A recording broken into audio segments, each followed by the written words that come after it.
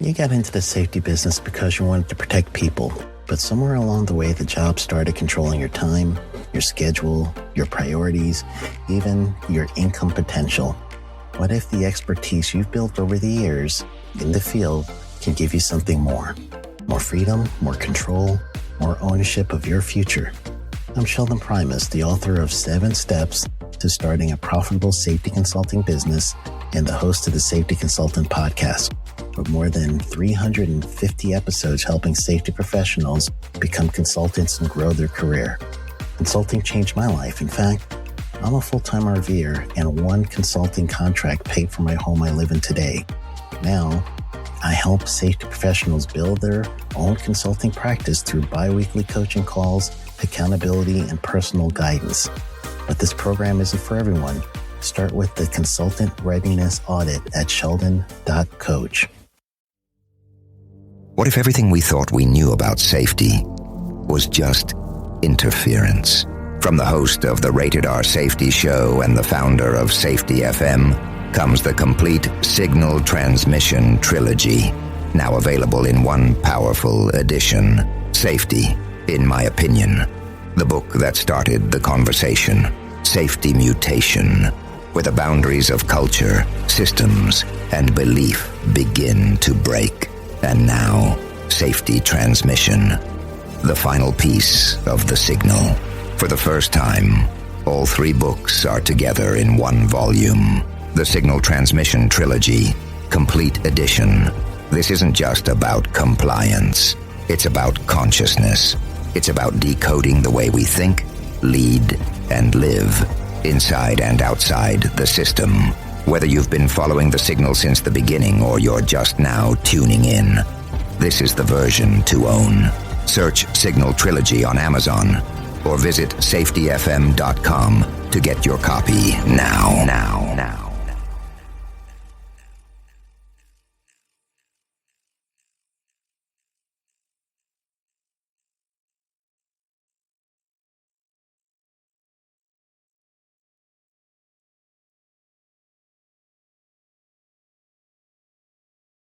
Hi, this is Jim from Safety Wars. Before we start the program, I want to make sure everyone understands that we often talk about OSHA and EPA citations, along with some other regulatory actions from other agencies, legal cases, and criminal activity. Everyone is innocent until proven guilty in a court of law. Proposed fines are exactly that, and they are often litigated, reduced, or vacated. We use available public records, news accounts, and press releases. We cannot warranty or guarantee the details of any of the stories we share, since we are not directly involved with these stories, at least not most of the time.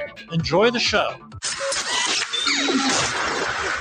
This show is brought to you by Safety FM.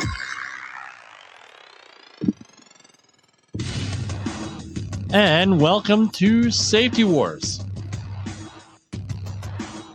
Wanted to welcome everybody to the show. So what are we doing here?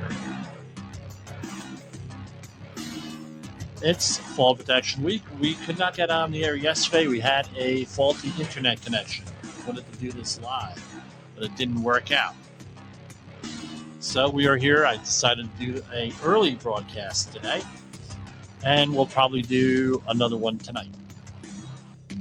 So you're going to have 2 for the price of 1. What's my goal here? My goal here is real simple. We're going to have 5 programs a week. I have something for you 5 times a week. Last Saturday, we did a broadcast introduction to OSHA. You can look that up on our YouTube channels.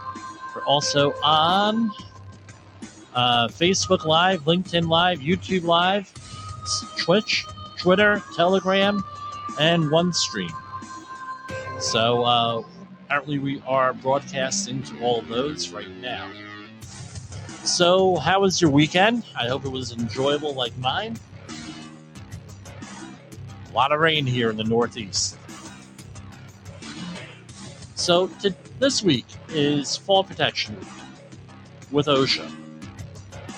So, we're supposed to set aside some time, and just like last Friday and over the weekend, there were Workers' Memorial Day commemorations at a lot of facilities.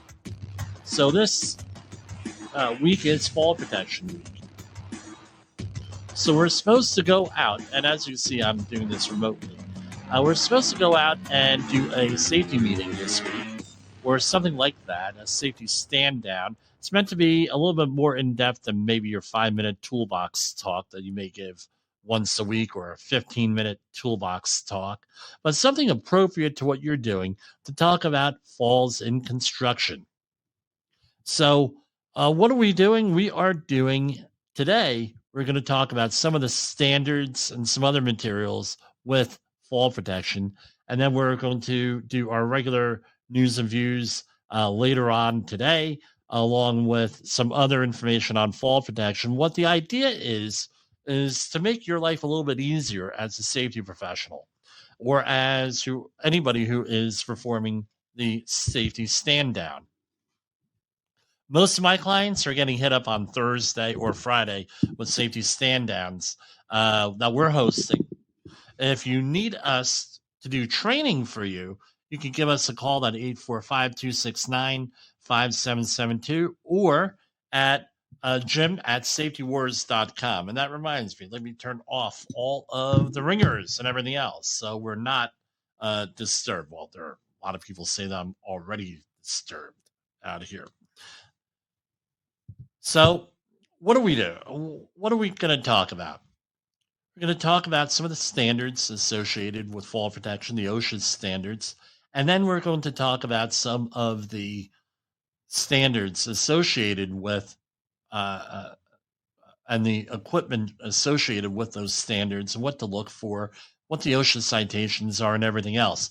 And again, just like last Saturday's upload on Introduction to OSHA, this could be used to supplement some of your meetings out there and things of that nature. So let's go, and hopefully we won't get kicked off the air again. So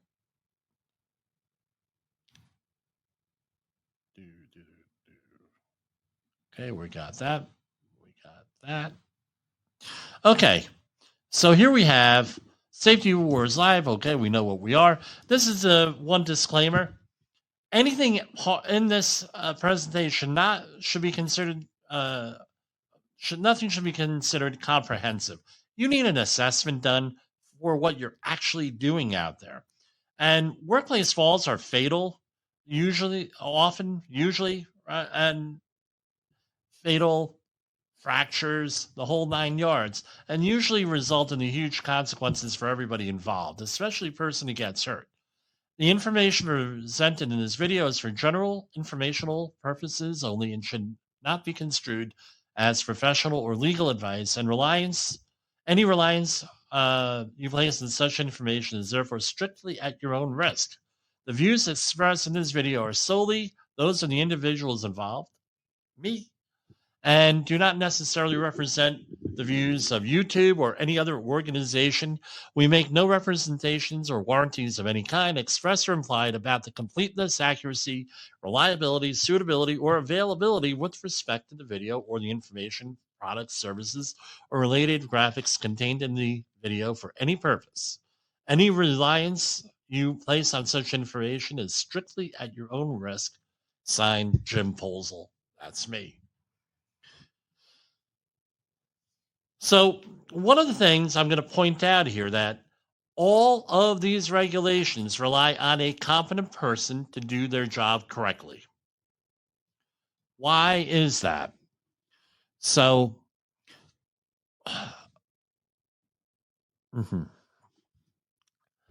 you're the competent person on any one of these jobs. And okay, you're the competent person here. Most people don't know what that means. Competent person. Yeah, I know what's going on. I know what we're doing. I know this. I know that. Okay, great. You're the competent person. But most people do not know what that means. What that means is that you're capable of assessing the hazard and correcting the hazard. Everyone knows, who's been listening to us here, knows the hold on here, knows the stories I tell about people not knowing what that means. So OSHA has, under the construction standard, has many different uh, many different standards that require competent persons. And what the idea is,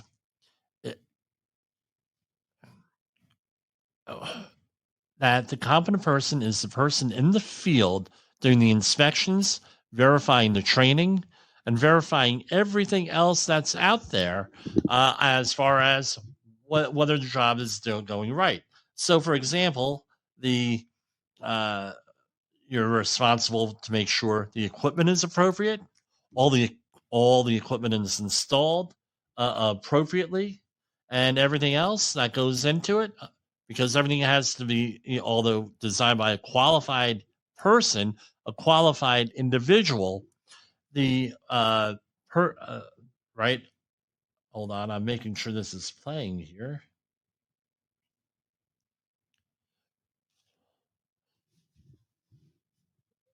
It has to be done under the direction of the competent person. I'm sorry. I am. We're still working out details here with the live show. And has to be a safety monitor. We're going to talk about that. Has to be a competent person. Has to be the one administrating the safety plan. And it's got to be a competent person. All that goes into that. So with fall protection last year, we ran into a situation on one of our projects. And on that project, we had somebody who put themselves down as a competent person in 27 different areas. You're going to say, Jim, 27 different areas? So yeah, 27 different areas. She was the designated competent person. Person had 1 year's experience in health and safety. And when the questions came up, like, well, are you a competent person for fall protection? She said, yes, I am.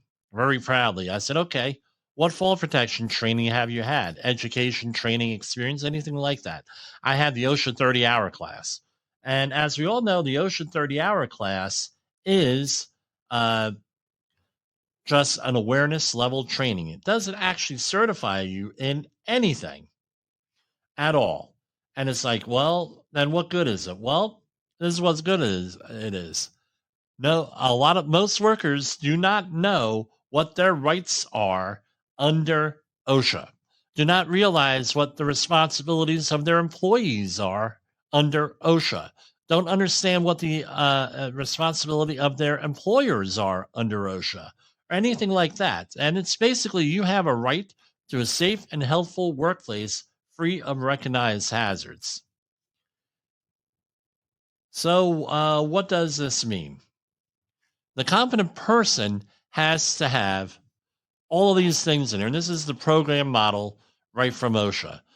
Has to have the experience, knowledge, has to be able to administrate things and communicate things, and has to have the authority. That's the big thing. You can have those other four things, but if you don't have the authority to actually fix things, guess what? You're not a competent person. So this person that I spoke about, we spoke to her supervisor, and the supervisor said, well, if she corrects anything, it had better be correct. It had better be right. If she shuts down the job, she better be 100% right. So here's my question. At that point, are you now the competent person? The answer is probably not, because look at the incentive you have here. Yeah, you have the authority, but if you use it, and if you're one step out of the way, one little bit out of your lane, you're not the competent person. So some of the common arguments against fall protection. You say, well, Jim, people are against fall protection? Yes, people are against fall protection. Number one, it's too expensive. Number two, it does not apply to what we are doing. Right? That's the out of your jurisdiction thing. We can get by with safety monitors. No, you can't. Fall protection equipment is uncomfortable and limits my movement, so I cannot do my job. I've been doing this job for years without any accidents, so I don't need fall protection. We all know about the new definition of safety, correct? What's the new definition of safety? I'll give you a minute here, dude, right? I should have the Jeopardy music here. But what is it? Oh, what do we have here? Okay.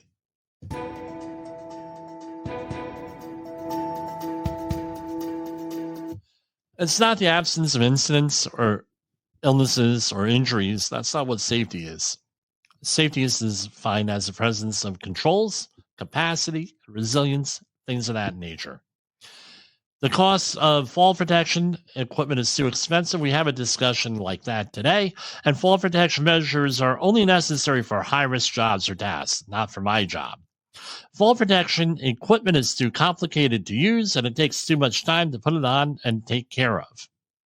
I don't care if they take headers off the side of the building. I've heard that one, and that's not back in the day. That's like back in the day about a year ago. Everyone has got to die sometimes. I only hire independent contractors. Therefore, we are not covered by under OSHA. Well, first of all, OSHA might have something to say about that, and the IRS might have something to say about that too. Because usually these people who are being hired as independent contractors, unless it's under some type of an official corporate veil, like sole proprietor, LLC, incorporated, something like that, you're probably not an independent contractor. And last, it will never happen to me. Now, I'm going to have a whole bunch of common citations here from OSHA dealing with construction site, but it all basically it comes down to this for most of these. If you're in construction, 6 foot or higher, off the ground or from a lower level, to be more accurate, you need to wear some type of fall protection. Right, and residential construction has an exemption when the employer can demonstrate that it's infeasible or creates a greater hazard to use these systems. And you need a fall protection plan. I haven't seen one job where it is not feasible. Believe me, in my neighborhood, we see a lot of residential construction. It's always feasible. It's whether or not you want to do it or not, whether or not you want to send people to training or not. Unprotected sides and edges. Right, here's one. 6 foot. Again, unprotected side and edge. Right, and 501A1. This is sections for its requirements for employers to provide fall protection systems, and all fall protection required by this section shall conform to the criteria set forth in 1926-502. That's where the employer doesn't supply equipment, or they supply equipment that is inappropriate. For example, hunting stuff for like a tree stand. Right, and be careful with those, because if you get those used, usually the leg straps are cut off. Almost every time. Believe, I know this through experience. Roofing work on low-sloped roofs, right? So, except as otherwise provided, each employee engaged in roofing activities on low-sloped roofs with unprotected sides and edges, 6 feet or more above lower levels, shall be protected from falling by guardrail systems, safety net systems, personal fall arrest systems, or a combination of warning line system and guardrail system. The warning line system and safety net system, or warning line system and personal fall arrest system, or blah, blah, blah, blah, blah. Or on roofs, this is where everybody forgets, on roofs 50 feet or less in width, the use of a safety monitoring system alone without a warning line system is permitted. So people try to pull this when the roofs are literally 200, 300, 400, even 600 foot wide. I've seen, and they think that they're gonna, I don't know what to say on this one. It's very frustrating. Each employee on a steep roof with unprotected sides and edges 6 feet or more above lower levels shall be protected. Again, 6 feet. Each employee on a working surface, again, shall be protected from falling through holes, 6 feet. Here we have it. I grabbed this off of Gravitech, off their website is we've heard of hierarchy of protection, and they list 5 things. One is the hazard elimination, where you're going to try to eliminate the hazard.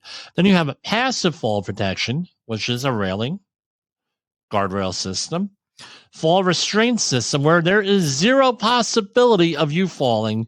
And then you have a fall arrest system, where it's usually tied overhead, but you have to have the right equipment, the right assessment done. Competent person's got to do an assessment. And then you have the least desired one, which is the safety monitor. Here we have one example here.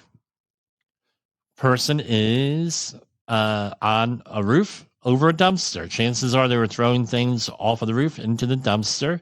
So you have a leading edge, right? 6 feet or more. Here's another one where we have someone in a window. It looks like a much younger worker. And guess what? That window is not going to hold a 200-pound limit on there. I doubt it.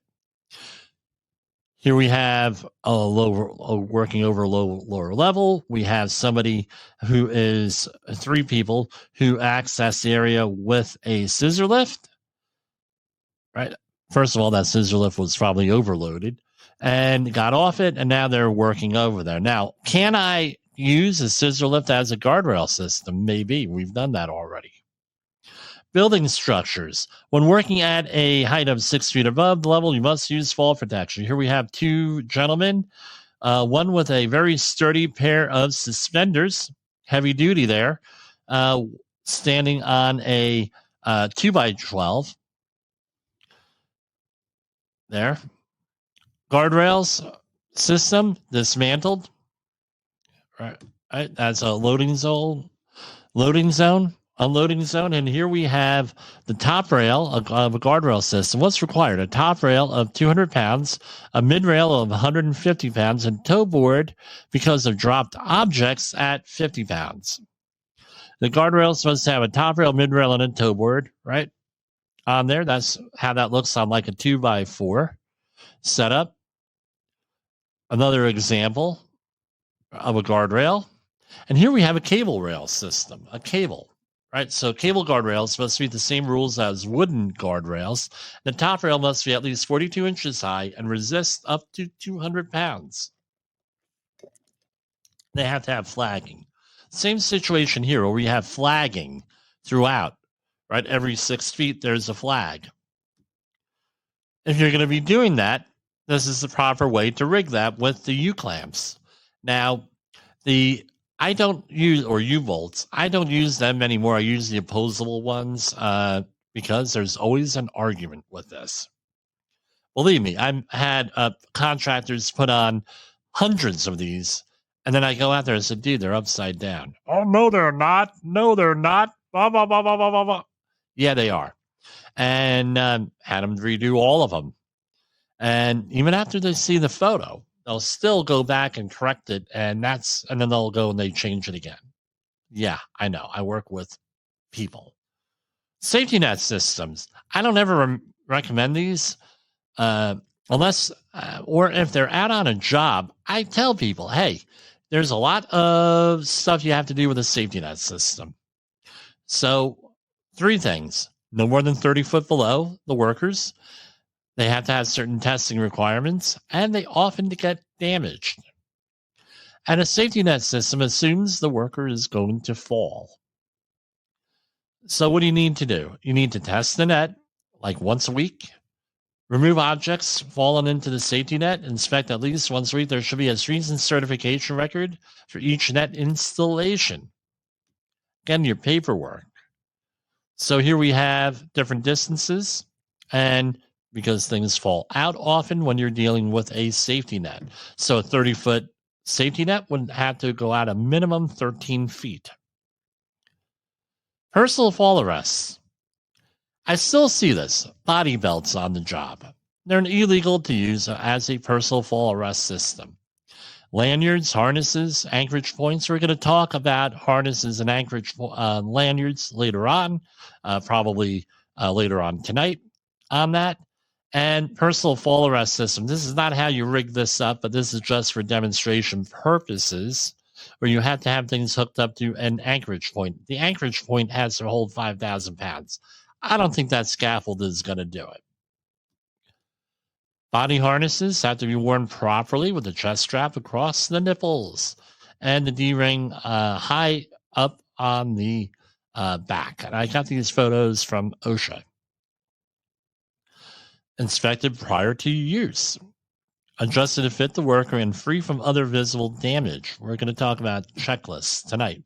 Lanyards must be in good condition and free from visible damage. A lanyard must attach a D-ring on the body harness. So that's one D-ring for one device, one clip. You cannot put two clips on there. Never anchor or tie off the pipes, wood structures, electrical wires, or other areas not designed for anchorage points. So, again, that railing is rated for 200 pounds. You cannot tie off to the railing. And look at that. The Pelican hook, if you could see it on here, is not even fully closed. The gate is not closed.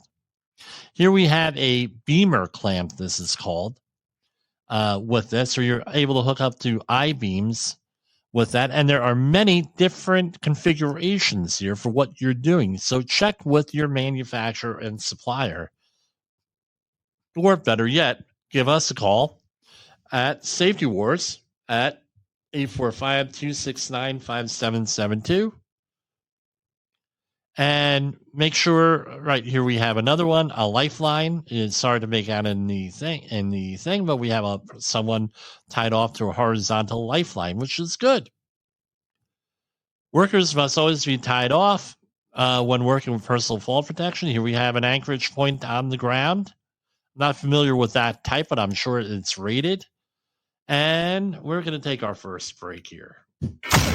In the professional safety community, communication and planning are just a few keys to your program's success. The question many practitioners have is, where do I start? Dr. Jay Allen, the creator of the Safety FM platform and host of the Rated R Safety Show, has built a global foundation to help you along the way. Go to safetyfm.com and listen to some of the industry's best and most involved professionals, including Blaine Hoffman with the Safety Pro, Sam Goodman with the Hop Nerd, Sheldon Primus with the Safety Consultant, Jim Pozell with Safety Wars, Emily Elrod with Unapologetically Bold, and many others. As individuals, we can do great things, but as a team, we become amazing. Dial into safetyfm.com today and surround yourself with a powerful force of knowledge and support.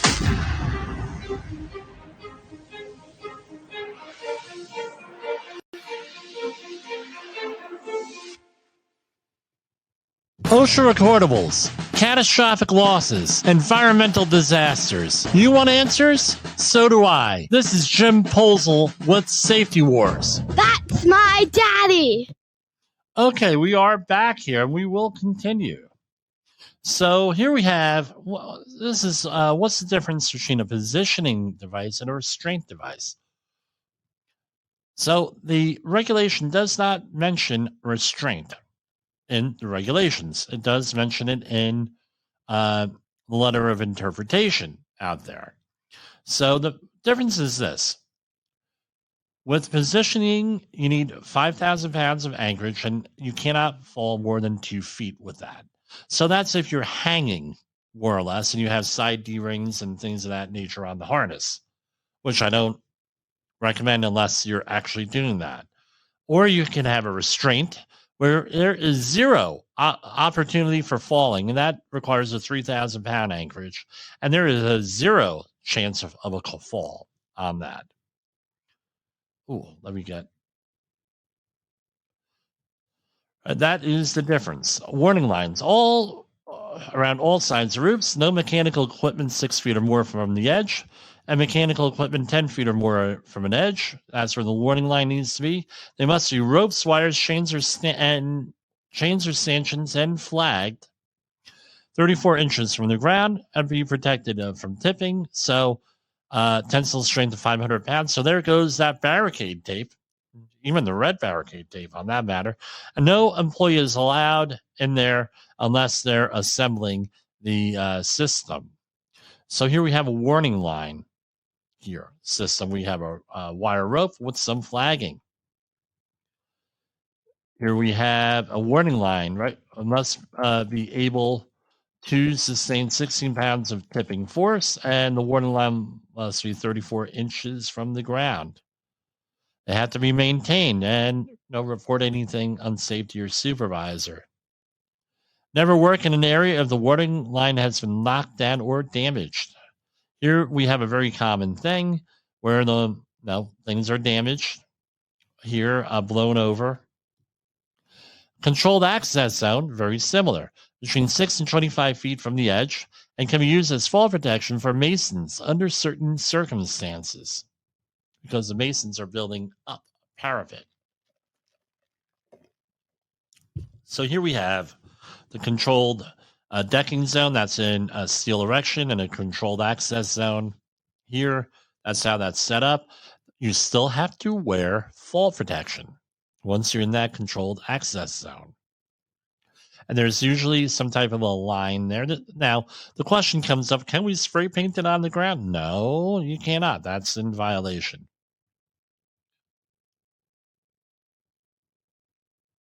Covers. So you have covers on things. That's another option. Here we have, it has to be marked. I don't know what OYO means, but this is marked as a hole on here. I guess those are eyes looking at you like an owl. I don't know. There's another one. They have to be able to hold double the maximum intended load for that. Skylights are another form of floor holes. Never sit, stand, or place any materials on skylights. If I could show you, I have NDAs here. There are grids that go into skylights in some of the new buildings that I'm looking at. I'm involved in the construction. So if someone sits on there or falls on them, they hit the grid. However, just because you're wearing a seatbelt does not mean that you could drive like an idiot, even if you're on Route 287 in New Jersey and New York.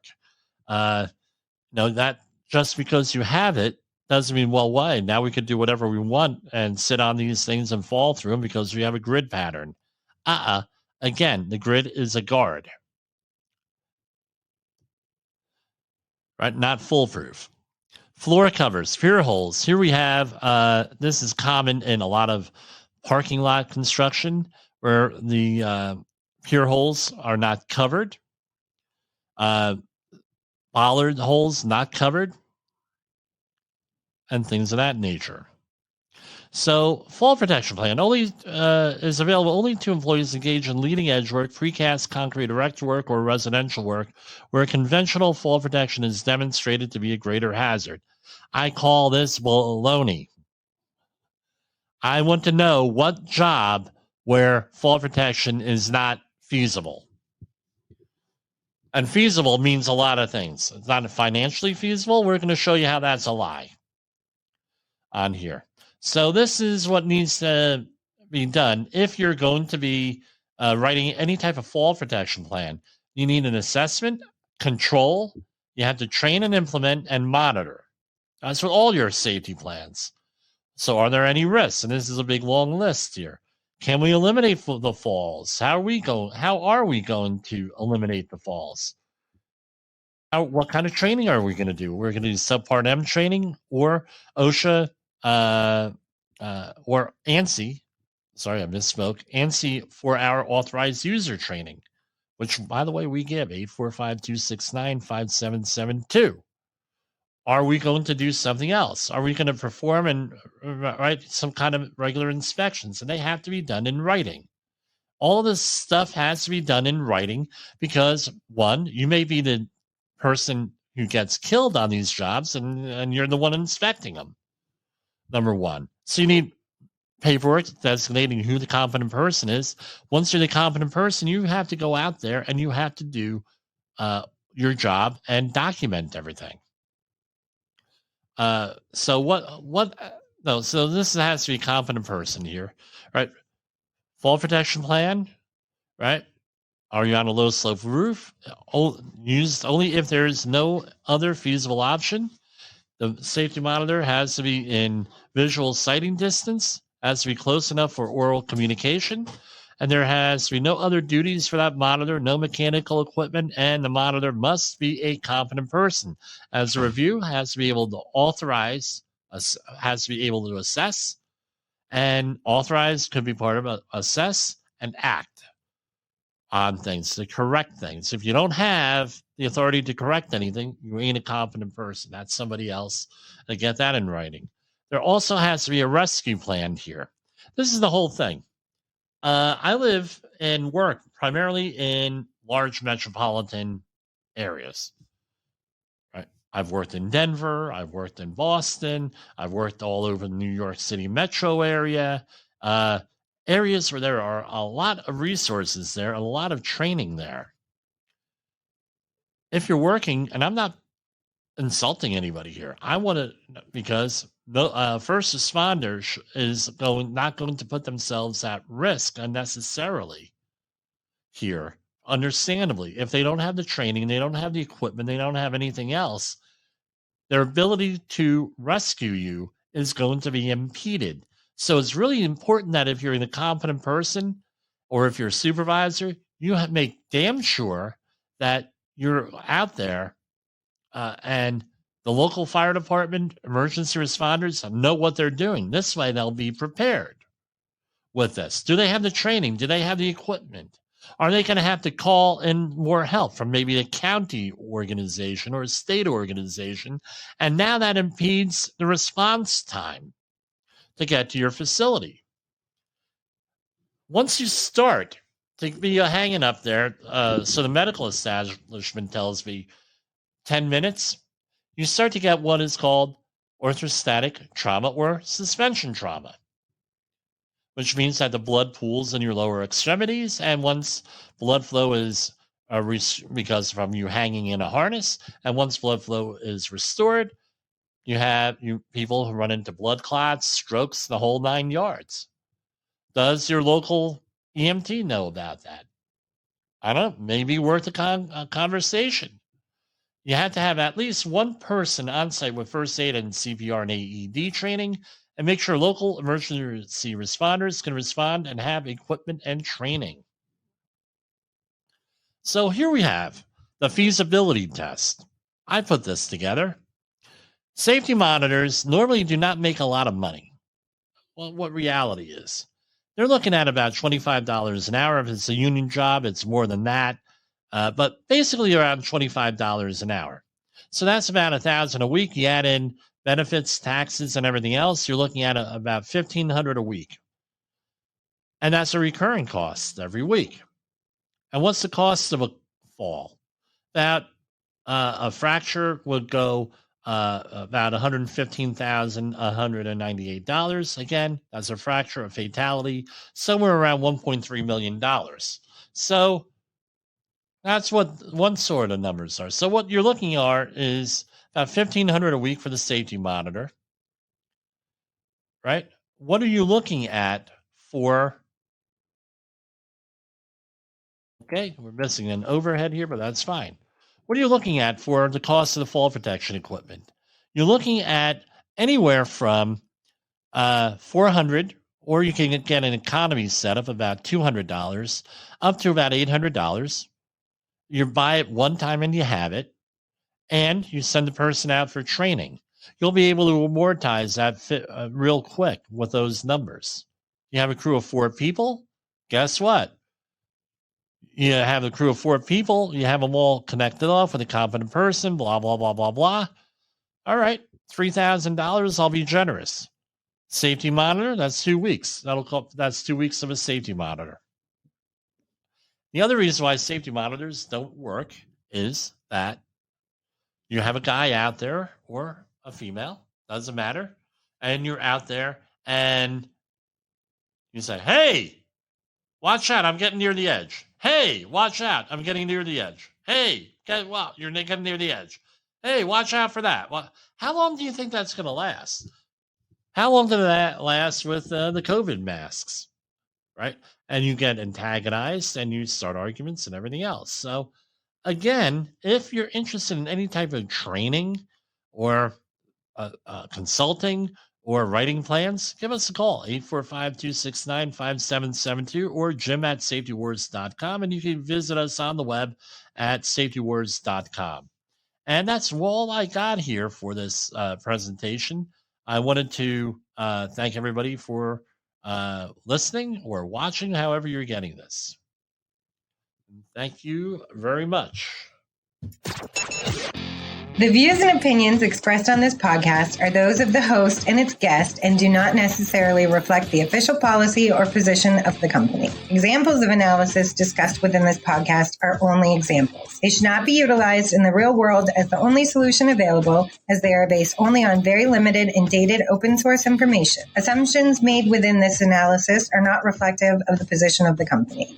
No part of this podcast may be reproduced, stored in a retrieval system, or transmitted in any form or by any means, mechanical, electronic, recording, or otherwise, without prior written permission of the creator of the podcast, Jay Allen.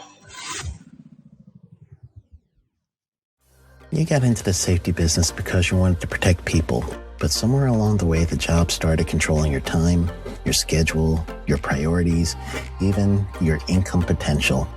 What if the expertise you've built over the years in the field can give you something more? More freedom, more control, more ownership of your future. I'm Sheldon Primus, the author of 7 Steps to Starting a Profitable Safety Consulting Business and the host of the Safety Consultant Podcast, with more than 350 episodes helping safety professionals become consultants and grow their career. Consulting changed my life. In fact, I'm a full-time RVer, and one consulting contract paid for my home I live in today. Now, I help safety professionals build their own consulting practice through bi-weekly coaching calls, accountability, and personal guidance. But this program isn't for everyone. Start with the Consultant Readiness Audit at sheldon.coach. What if everything we thought we knew about safety was just interference? From the host of the Rated R Safety Show and the founder of Safety FM comes the complete Signal Transmission Trilogy, now available in one powerful edition. Safety, in my opinion, the book that started the conversation. Safety Mutation, where the boundaries of culture, systems, and belief begin to break. And now, Safety Transmission, the final piece of the signal. For the first time, all 3 books are together in one volume. The Signal Transmission Trilogy, Complete Edition. This isn't just about compliance. It's about consciousness. It's about decoding the way we think, lead, and live, inside and outside the system. Whether you've been following the signal since the beginning or you're just now tuning in, this is the version to own. Search Signal Trilogy on Amazon or visit safetyfm.com to get your copy now.